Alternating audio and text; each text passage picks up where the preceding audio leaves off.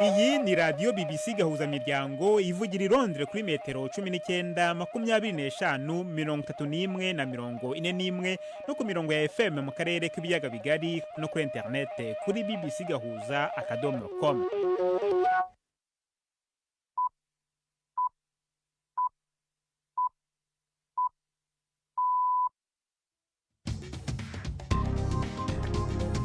Ubu ni saa 10 n'igice ku isaha mpuzamahanga ya GMT, ni saa 12 n'igice ku isaha yo mu Rwanda no mu Burundi. Muri studio muri kumwe na Jacques Niyitegeka. Izi ni ingingo z'ingenzi zigize aya makuru. Mushumba wa Kiliziya Gatolika Papa Francis ko yasabiye amahoro Republika ya Demokarasi ya Congo yayoboraga misa yasomewe hanze kitakabirwa n'abanyagatolika barirwa mu bihumbi amagana ku kigo cy'indege kiri mu murwa mukuru Kinshasa. Abakozi bagera hafi ku bihumbi amagana 5 mu Bwongereza bari mu myigaragambyo yagize ingaruka kuri serivisi z'uburezi, gutwara abantu n'izindi. Abari mu bo barasaba iki? Barasaba ibintu bitandukanye, cyane cyane kongererwa umushahara ndetse no kureba uburyo habaho impinduka mu bibasaba mu kazi kabo ka buri munsi.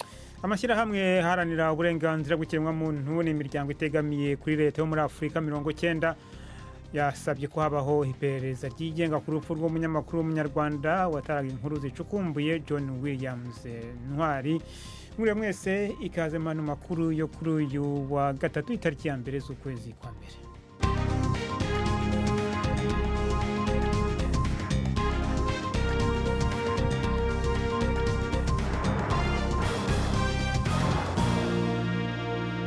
Ayo makuru yose ndetse n'ayandi ku buryo burambuye ni mu kanya. Florentine Kwizera amaze kutugezaho muri make amakuru y'ingenzi avugwa hirya no hino ku isi. Dahere muri Ukraine hajeje umutekano muri ico gihugu bateye umukwabu watumbereye bamwe mu bategetsi bakuru hamwe n'abajejwe gutoza amakori n'amatagisi. Inyubakwa zegukira uwahoze ari umushikiranganje w'intware yo hagati mu gihugu Arsene Avakov hamwe n'umuhana w'umwe mu batunzi bakomakomeye yo muri ico gihugu Ihoro Kolomoisky vyasatswe. Umukuru w'umuganga uri ku butegetsi muri Ukraine David Arakamia yavuze yuko hari n'umukwabu wagabwe ku cicaro gikuru c'ibiro vy'abatoza amakori, kandi yuko abajejwe kwakira abaje gutanga amakori bazokwirukanwa mu kazi.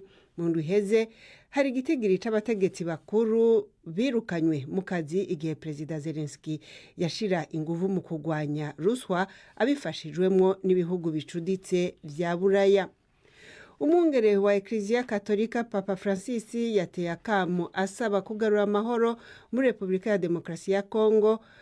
Mu nkuka y'imisa yasomeye ku kibuga carimwe abantu baharugwa mu bihumbi amajana ku mugwa mukuru Kinshasa. Muri urugendo rwamushikanye Kinshasa ejo, yasavye abakirisu bafise uruhara mu njyane gushira hasi ibigwanisho bakababarirana. Siamo chiamati a essere missionari di pace. Turahamagarirwa kwamamaza amahoro. Ibi nibyo bizaduha amahoro.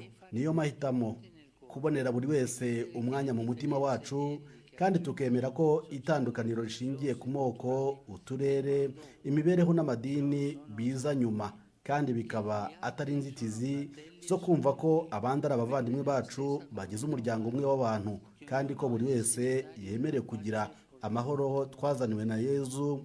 Tukanemera ko abakristu bahamagarirwa gufatanya n'abandi mu kurangiza uruhererekane rw'ubugizi bwa nabi no gusenya igicumbi cy'urwango. Imigwi yitwaje ibigwanisho irenga 100 igwanira mu seruko bwa Republika ya Demokarasi ya Congo aha gwiriye amabuye y'agaciro yatumye abantu baharugwa mu bihumbi amajana 5 batingo zabo. Kubera impungenge z'umutekano, Papa Francis ntazoshika mu seruko bwa Congo, ariko yahuye n'intumwa z'abashikiwe n'ingaruka z'iyo ntambara zamusanze i Kinshasa. Ubutegetsi bwa gisirikare muri Myanmar bwafashe igihugu harashize imyaka 2 bwongereje ayandi mezi 6 ku kiringo co kugumiza igihugu mu bihe bidasanzwe.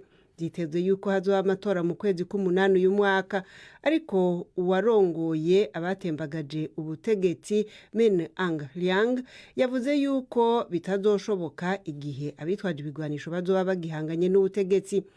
habaye ibikorwa vya yegeregere vyakozwe mu gacerere hirya no hino mu gihugu mu kwibuka iyo kudeta aho amaduga yari yugaye no mu mabarabara atakakacira.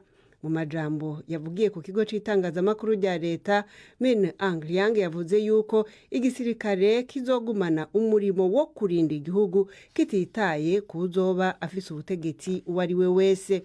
Umunyamakuru wa BBC avuga yuko ako kagwi kafashe ubutegetsi kari kizeye kwemerwa n'amakungu biciye mu matora, nubwo bari kubuza uruhande rw'abademokrate rutavuga rumwe n'ubwo butegetsi kuyajamwo. Iyi mwumva ni BBC Gahuzamiryango. Kizigenza mu batavuga rumwe na leta y'Uburusiya ari mu mvuto avuga yuko yimuriwe gupfungirwa mu cumba ca wenyene mu kiringo c'amezi 6 ari imbere, ikiringo kirekire gishoboka cemewe n'amategeko kuri uwo munyororo w'umwihariko. Avuga yuko atazokwemererwa gusubira kuramutswa. Amaze imyaka 2 ahapfungiwe mu munyororo w'igihe kirekire mu ibohero ricunzwe cane ryo mu buseruko bw'umuji wa Moscow. Abamushigikiye bavuga yuko amagara yiwe yasinzikaye cane inyuma yo gusuzumwa incuro zigera kuri 40 aho yarapfungiye ukwa wenyene. Muri Somalia hari ibisasu 4 vyo mu bwoko bwa mortier vyatewe hafi y'igice kirimo ingoro y'umukuru w'igihugu mu mugwa mukuru Mogadisho, amasaha make y'imbere yuko abategetsi baturutse mu karere bahahurira kugira ngo baganire ku kibazo co kugwaniriza hamwe umugwi Al-Shabaab. Ibitigiri vy'abo baba hasize ubuzima ntivyashotse bitangazwa. Inkuru ya Emmanuel Igunza mwishikizwa na Yvette Kabatesi. Abarwanyi bagenzura ibice binini byo muri Somalia ariko batakaje ubutaka butari buto kuva ingabo za guverinoma zishigikiwe na Amerika, Afrika yunze ubumwe n'indi mitwe yaho batangirije igitero cyo guhashya uwo mutwe mu kwezi kwa 8. Ariko imvururu zirakomeza aho uwo mutwe ugaba ibitero mu murwa mukuru wa Mogadishu ndetse no mu bice byo hagati no mu burasirazuba bw'igihugu. Mbere y'inama umurwa mukuru wari wakajijwemo umutekano ndetse nta ndege n'imwe yari yemerewe guhaguruka cyangwa kururuka i Mogadishu. Imihanda nayo igana ahabera inama yafunzwe. Abajejwe umutekano ku rwego rw'igihugu muri Leta Zunze Ubumwe za Amerika basatse urugo rwa Perezida Joe Biden ruri muri leta ya Delaware. Ibi bikaba bibaye mu gihe inzandiko zo mwibanga zo ku gihe yari cegera c'umukuru w'igihugu zafatiwe kundi muhana ufitanye isano na Perezida Biden. Abamwunganira mu mategeko bavuga yuko isakwa ry'uno munsi ku rugo iwe ruri Rehoboth ryari ryateguranywe nawe kandi yuko abishigikiye, gutyo rero hakaba ngo atamutahe wari ukenewe.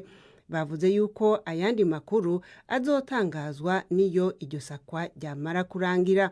Amatohoza aracabandanya kuri bwana Donald Trump yasubiriwe na Perezida Biden ku kibazo nk'ico co gutunga inzandiko zo mwibanga. Jack arakoze Florentine Kwizera.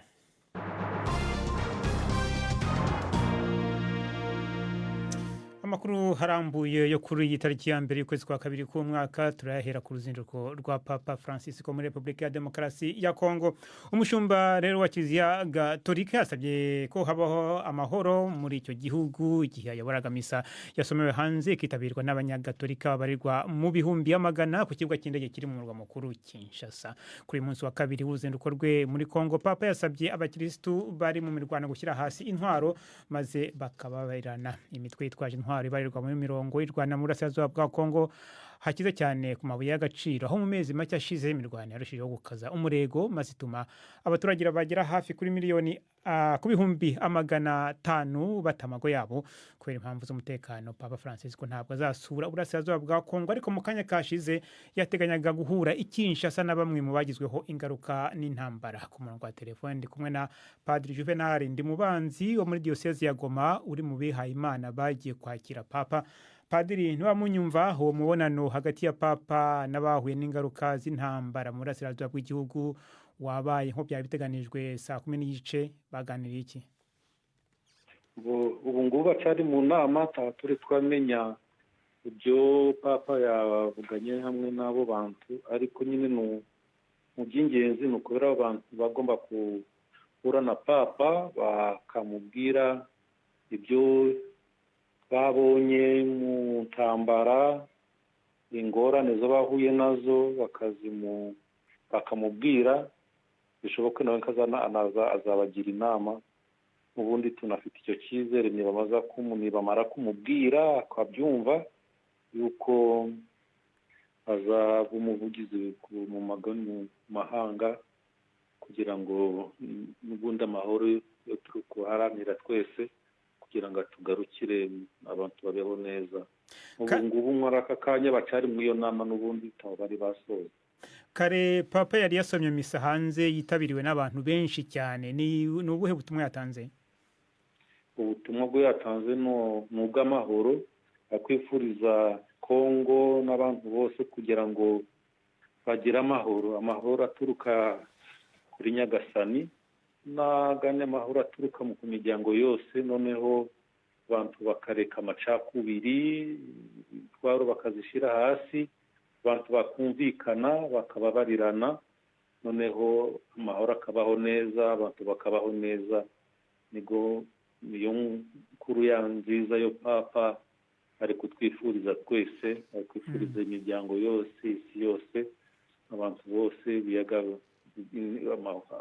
ibihugu byacu, kugira ngo abayobozi nyine bashinzwe bafite uruhare mu ntambara bakazishyira hasi izo ntwaro n'abantu bakabaho neza, bagatangira tukabona umutekano. Hanyuma abanyagatolika ko bari benshi cyane bitabiriye iyo misa, ubwo butumwa bw'amahoro babwakiriye gute ko twumva ko n'imirwano ngo yongeye kubura mu turere twa Masisi na Rucuru? Abantu nyine bumvise yuko papa ari kutuhumuriza, ari kututakira amahoro, barakoma amashyi, barushima. Ni ibyishimo by'abantu bafite kugira ngo abantu babeho neza, amahoro abeho neza, abantu bakabaho neza, noneho intambara zikashira nyine n'ubundi, kuko tunari kubyumva mu burasirazuba bwa Congo bari mu ntambara n'ubundi mu zori za Kicanga, Masisi n'ijya za Rucuru.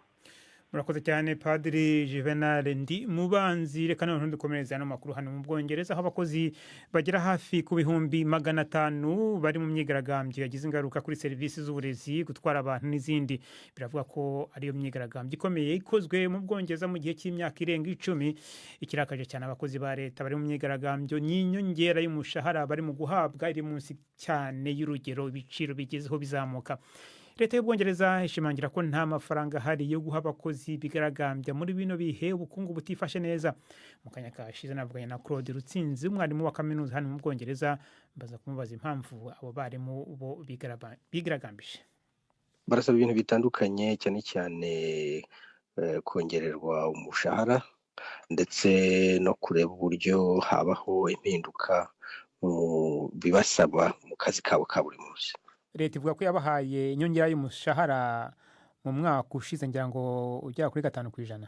Ibyo ni ukuri byarabaye, ariko baravuga ko umushahara udahagije bitewe n'uburyo ibiciro ku masoko byiyongereye n'uburyo icyo bita cost of living, uko ubuzima buhenze, ubuzima bugenda buhenda, ari ikibazo gikomeye. So barifuza nyine ko umushahara bongera bakawuhindura, bakanifuza ko habaho impinduka mu bijyanye n'ibibasabwa bya buri munsi, ibijyanye na za administration bakira mu kazi kabo ka buri munsi. Ibyo ariko ntabwo leta ibyumva. Leta iravuga ko nta mafaranga ifite, ko ari ikibazo kireba ubukungu bw'igihugu muri rusange, ko irimo kugerageza kubusanura. Ibyo niko leta ibivuga nyine, n'abandi nabo baravuga ko leta ibishatse amafaranga yayabona.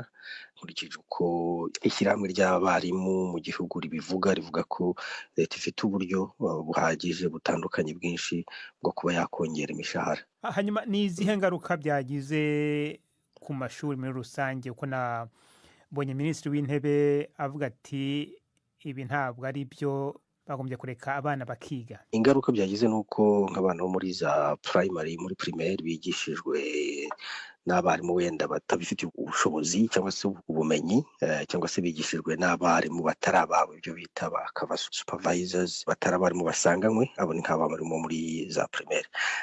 Muri za universite ibibazo bihari nuko hariho amakosa amwe n'amwe atigishijwe bivuga biti abo banyeshuri bazongera bayasubiremo cyangwa se baboherereje kubikora kuri interineti, no kuvuga hari icyo bataye.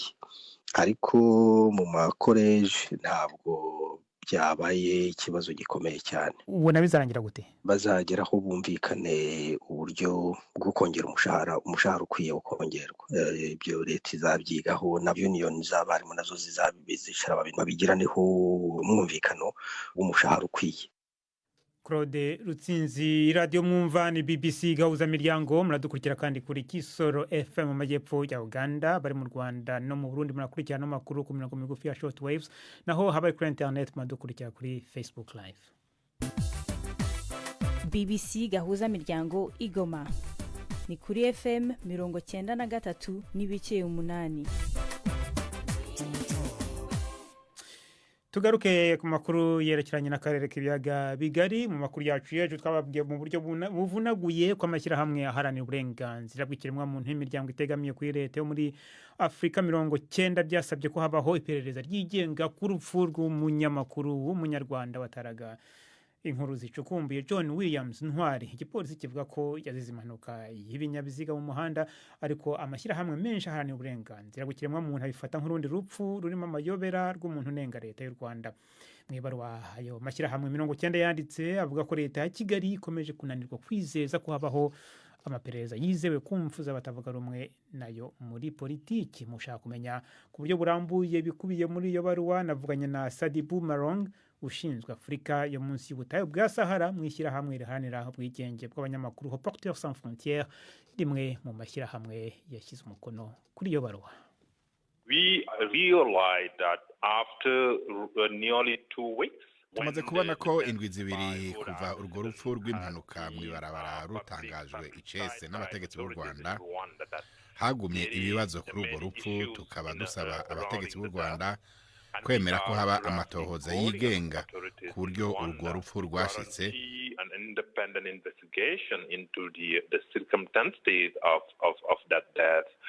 then they for us all the signatories, Rwandan authorities should allow twese abashize umukono kuri urwo rwandiko akaba arivyo dusaba. Tugasaba kandi ko amakungu akorana n'u Rwanda arushira ko igitutu kugira rwemere ko aya matohoza akorwa. Hari ibibazo byinshi kuri urwo rupfu indwi zibiri kuva rubaye, kandi gushika ubu igipolisi cy'u Rwanda ntikiratanga icegeranyo gitomora aho neza na neza iryo sanganya ryabereye.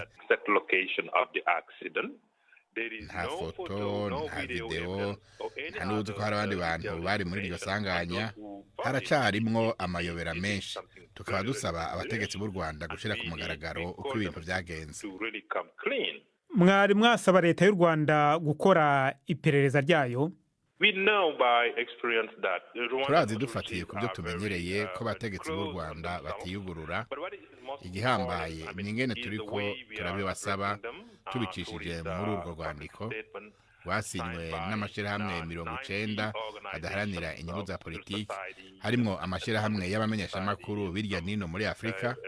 Iki ni ikintu gikomeye cyane kuri twebwe. Abategetsi b'u Rwanda barakwiye rero kuja habona bagasigura niba koko ari sanganya ryo mwibarabara, bakerekana ivyemeza by'igipolisi, atari uko bica bisigura yuko hari ikintu giteye amakenga mu rupfu rwa John. Ni bande mushaka ko bakora iri perereza, kandi ni bande mushaka ko barijyamo? Birumvikana ko amatohoza yigenga ataho yegamiye kandi ari nico yoshika ko akwiye gukorwa n'abahinga mpuzamakungu. Akaba arico dusaba. Tugasaba ko ajamwo abahinga bo mu mashyirahamwe ya societe civile, abahinga bo mu makungu akorana n'u Rwanda, hakajamwo n'abanyarwanda ubwabo, aho nta kibazo. Ariko igihambaye nuko yo kwigenga, ntihagire abagerageza kuyabera intambamyi.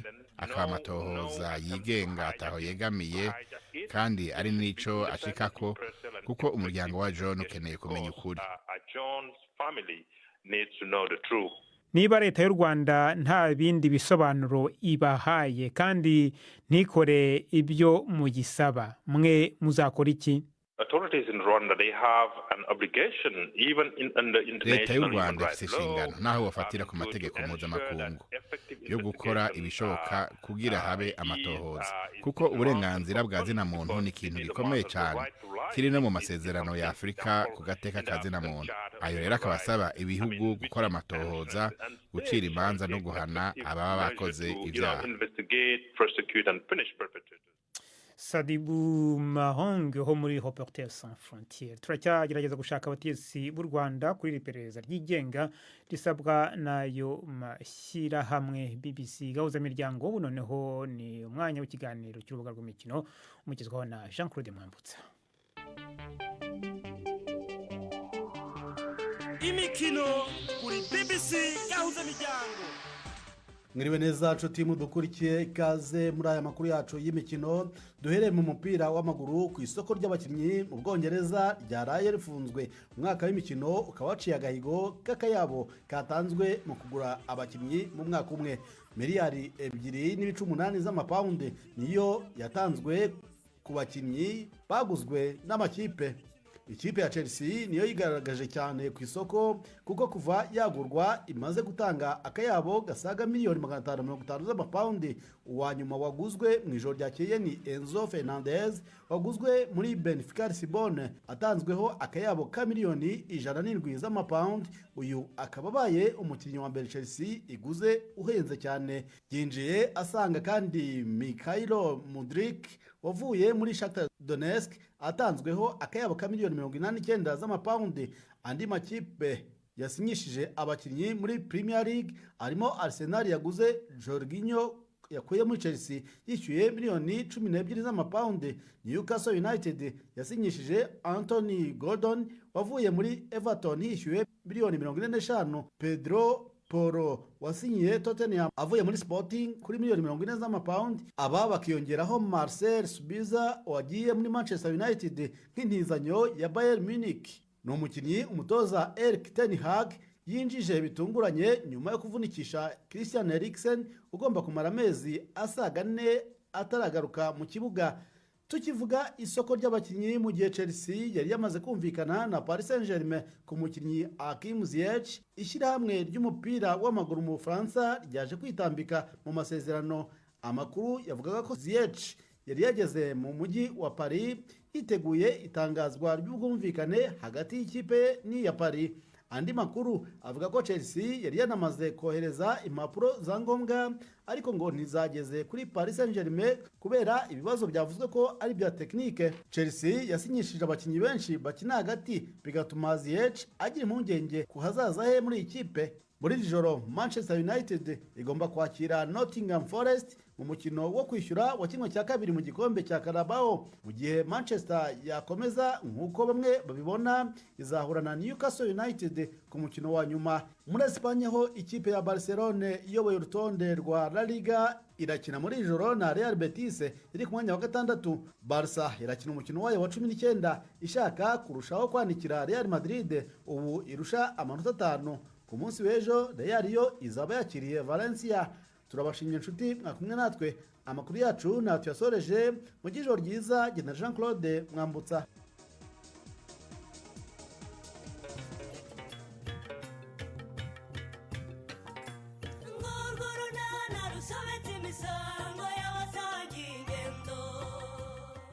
Mu kiganiro nacyo kuri wa kane twabateguriye. Nta kibazo rwose ndakwegereza Stefa, amazi ashyushye arahari.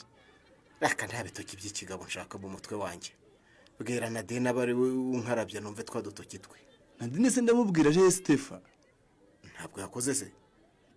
Nese ntabwo uzi ko Nadine yigendeye. Bandoka rwaje kare. Ntabyo namenye pe. Yegeye sha. Yegeye ryari se ko tambwiye. Ni 12:45 kuri BBC.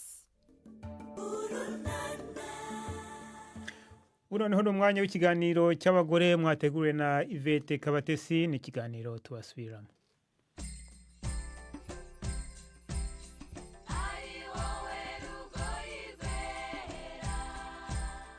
Donata Uwamahoro ni umwe mu badamu batagize amahirwe yo kugera mu ishuri. Ku myaka 41 y'amavuko nibwo yatinyutse kwegera ikigo Nyamirambo Women Center ahugurwa gusoma no kwandika. Nyuma yo kubimenya ntiyagarukiye aho, yahise akomeza amasomo yo kwiga kudoda imyenda. Ubu akaba ari wo mwuga akora, aho akorera mu rugo iwe mu murenge wa Nyamirambo, niho twamusanze.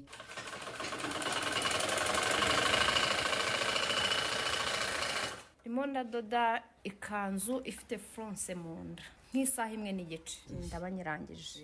Iki ni igipande cyo hepfo ndimo gukora, hasigaye icyo hejuru. Nawe wikatira se? Ni njye wibyikatira, byose ndabyikorera ntawe ubinkorera. Nk'uyu muntu yari afite 36, urabona ko hano nshyizemo akamenyetso, ibyo ni ibya gitayeri. Ngomba gukurura ano mafuronsa akagera mu bipimo namufashe. Nta kijya kikugora se ubu nko kudoda za modeli zimwe na zimwe? Ubu umwenda numva utandimo agakote k'abadamu ntago nakizewe. Ibindi byose iyo wanyereka kuri telefone modeli waba ushaka nayigukorera. Dona hashize hari imyaka ingahe ngusanze mu ishuri ryo kwiga gusoma no kwandika? Si nk'itanu buriya? 5 irimo.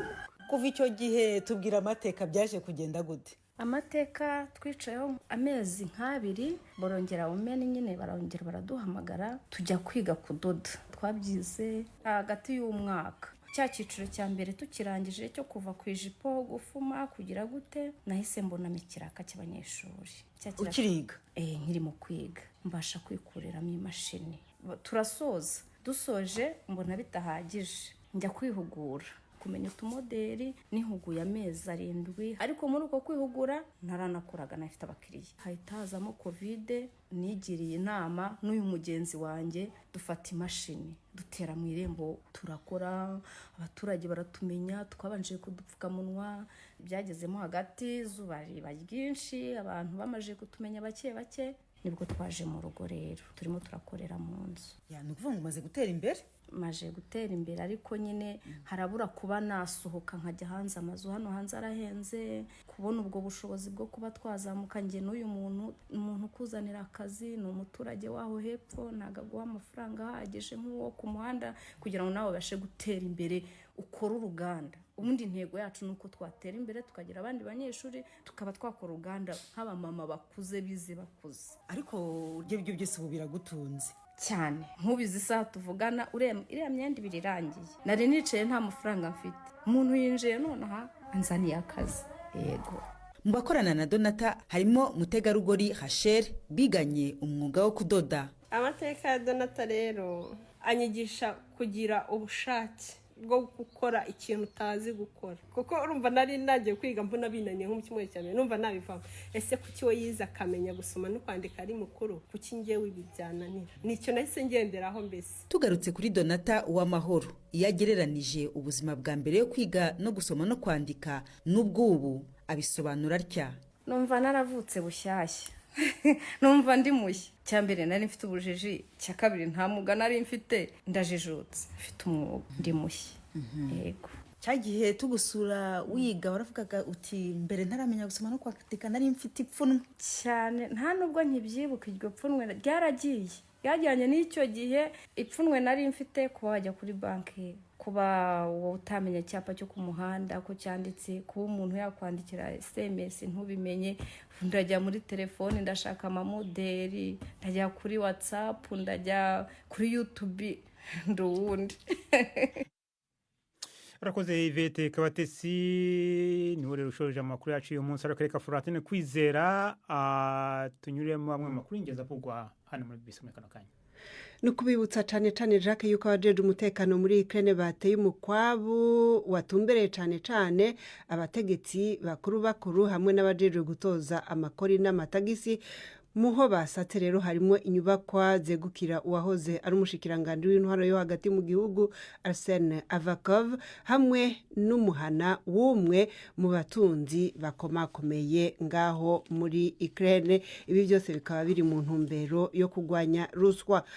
Umwungere wa Ecclesia Katolika Papa Francis nawe yasabye amahoro muri Repubulika